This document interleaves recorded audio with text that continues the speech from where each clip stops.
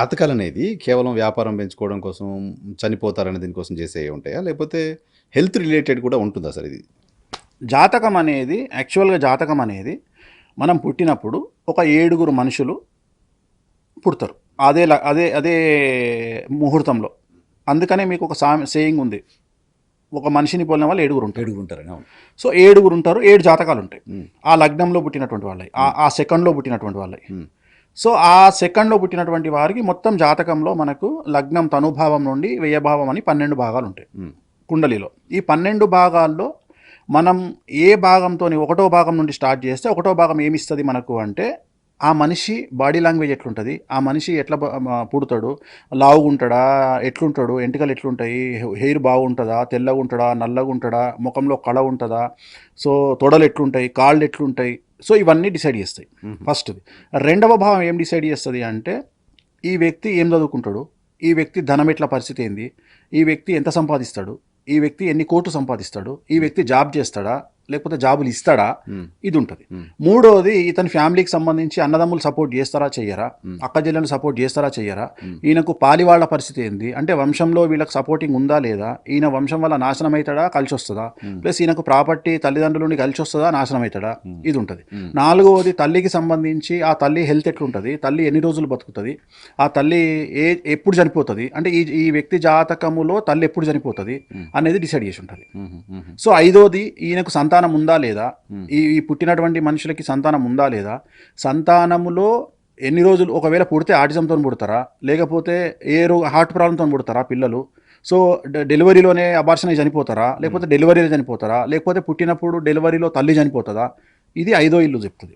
6వ ఇల్లు ఏం చెప్తుంది, ఏమేం రోగాలు రాబోతున్నాయో చెప్తుంది. సో 6వ ఇంట్లో ఉండేటువంటి గ్రహాలను బట్టి మనం ఆ వ్యక్తికి ఏమేం రోగాలు వస్తాయి అనేది డిసైడ్ చేస్తాం. సో 6వ ఇంట్లో శత్రువుల భావం కూడా ఉంటుంది. నిన్ను శత్రువులు ఎంత టార్గెట్ చేస్తారు, శత్రువులు టార్గెట్ చేసినా నువ్వు తప్పించుకుంటావా తప్పించుకోవా, చాలామంది జాతకాల్లో శత్రువులు ఎంత టార్గెట్ చేసినా తప్పించుకుంటారు. సో అట్లా కొంతమంది ఉత్తగానే పడిపోతారు ట్రాప్లో. సో అది జరుగుతుందా జరగదా. 7వ ఇల్లు అసలు వైవాహికంలో భార్యాభర్తలు కలిసి ఉండరా, వైధవ్యం అంటే ఒకవేళ పెళ్ళైన తర్వాత అబ్బాయి చనిపోతాడా, డివోర్స్ అవుతాయా, లేకపోతే విడిపోతారా, లేకపోతే ఇద్దరు వేరే వేరే దేశాలలో ఉంటారా, ఒకళ్ళు భారతదేశంలో ఉండి ఒకరు అమెరికాలో ఉంటారా భార్యాభర్తలు, అంటే వాళ్ళకి సంబంధించిన వైవాహిక జీవితం. 8వది మారకం అంటే లైఫ్కు సంబంధించి ఈ వ్యక్తి ఎప్పుడు చనిపోతాడు అనేది మనం డిసైడ్ చేయొచ్చు. 8వ ఇల్లు అంటే 8వ ఇల్లుని బేస్ చేసుకొని అక్కడ ఉన్నటువంటి మారకుడు అంటే ఈ వ్యక్తిని చంపగలిగినటువంటి గ్రహము ఏందో మనకు ఆ బర్త్ చార్ట్లో తెలిసిపోతుంది. ఆ బర్త్ చార్ట్లో ఆ వ్యక్తి జాతకాన్ని మనం విశ్లేషించినప్పుడు కరెక్ట్గా దశాచిత్రంలో మనం వేసినప్పుడు ఆ దశాచిత్రంలో ఆ దశలో అంతర్దశలో ఆ వ్యక్తి చనిపోతాడు అని మనం డిసైడ్ చేయొచ్చు.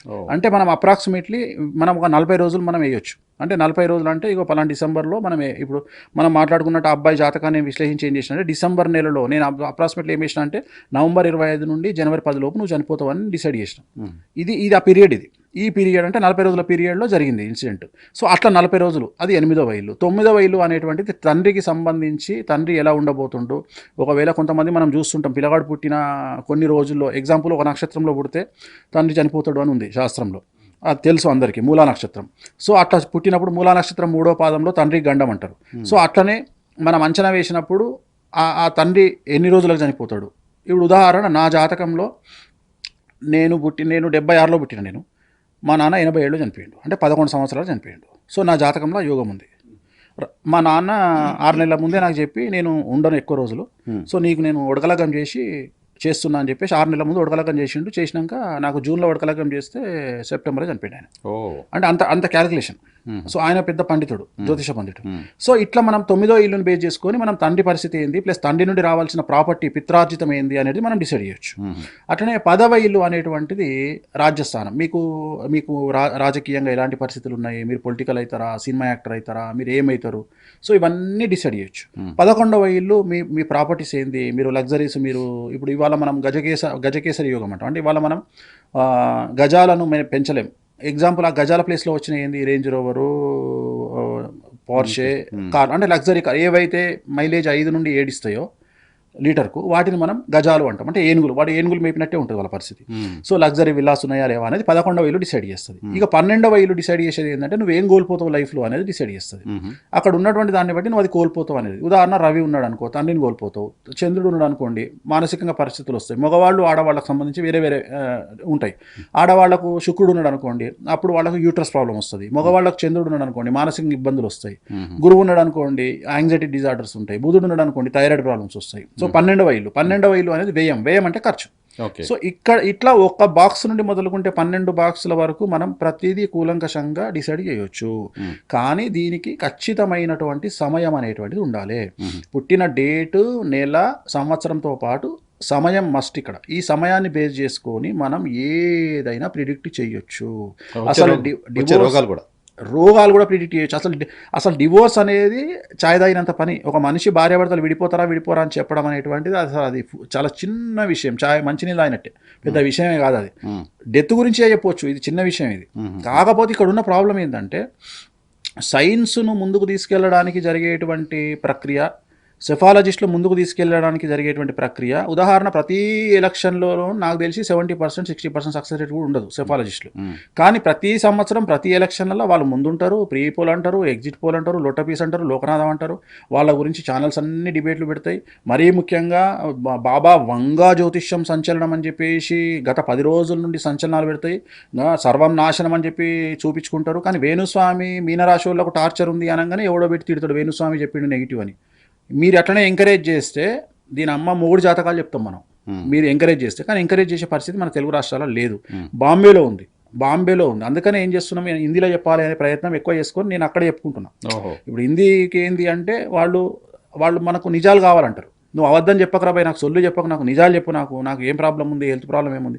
బాంబే వాళ్ళ యాటిట్యూడ్ వేరే ఉంది, బాంబే వాళ్ళు తీసుకునే విధానం వేరే ఉంది.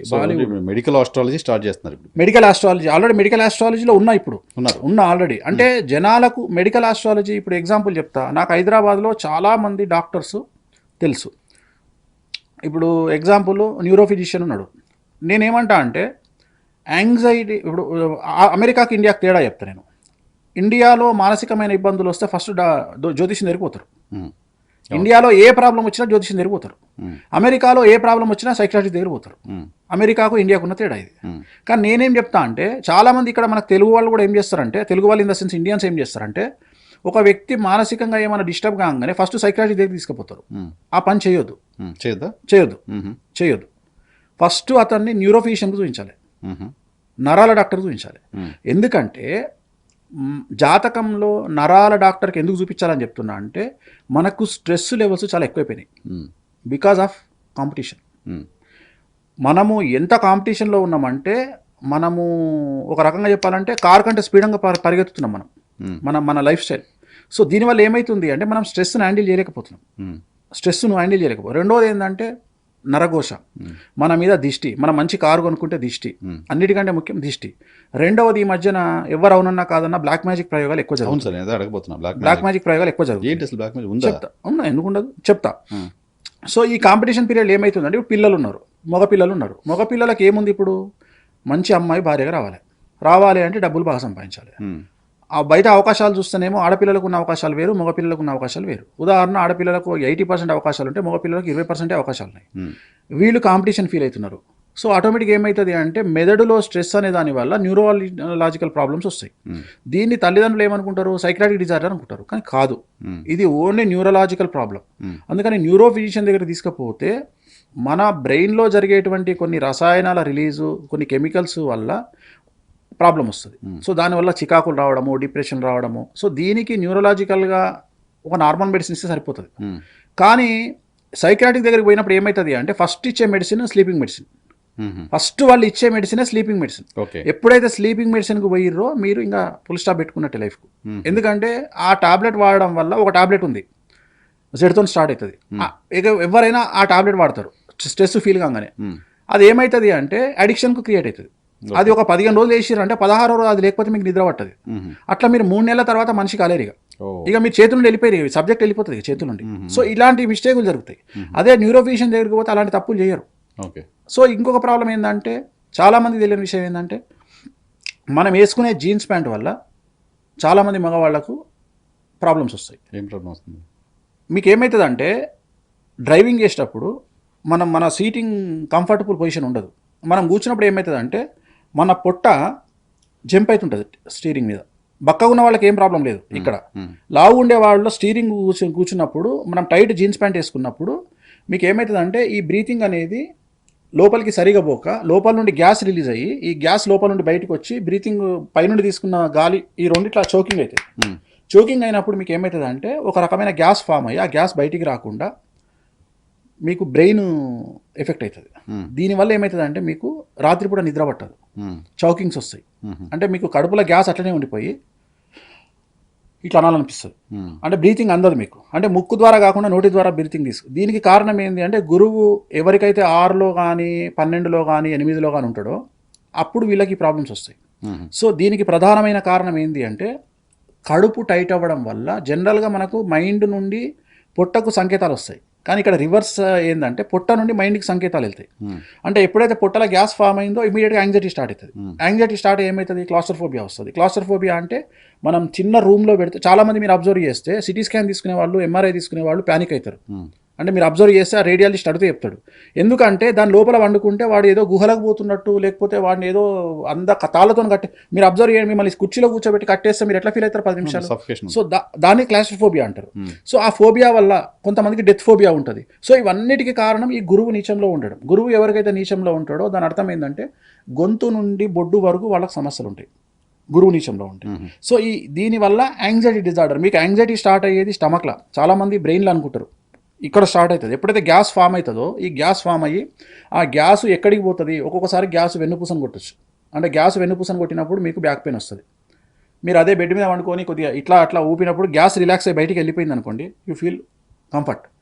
సో చాలా రకాల ప్రాబ్లం ఉంటాయి. ఆస్ట్రాలజీ చెప్పమంటే సైన్స్ చెప్తున్నారు. సైన్స్ కాదు నేను అనేది, మెడికల్ ఆస్ట్రాలజీ. Medical astrology. నేను మెడికల్ ఆస్ట్రాలజీ అంటే మనం అది కూడా చెప్పాలి కదా. ఇప్పుడు నేను అనేది ఏంటంటే మీకు ఎందుకు వస్తుంది? ఇప్పుడు L3, L4, L5 మీరు ఒక వ్యక్తిని తీసుకురండి నా దగ్గరికి, వెన్నుపూసతో బాధపడే వ్యక్తిని తీసుకురండి. మీకు ఎక్కడ ప్రాబ్లం ఉందో నేను వితౌట్ స్కానింగ్ చెప్తా, ఎంఆర్ఐ లేకుండా చెప్తా, L3, L4, L5 అని చెప్తా. జాతకం చూసి చెప్తా. అట్లనే ఒక వ్యక్తి ఏ క్యాన్సర్తో చనిపోతాడో చెప్తా. బేస్డ్ ఆన్ జాతకం, ఓన్లీ జాతకమే. ఇక్కడ నేను సిమ్టమ్స్ గురించి మాట్లాడుతున్నా. నేను అనే పాయింట్ ఏంటంటే వ్యక్తికి ఎయిడ్స్ వస్తుందో రాదో కూడా చెప్తారా మీరు జాతకం చూసి?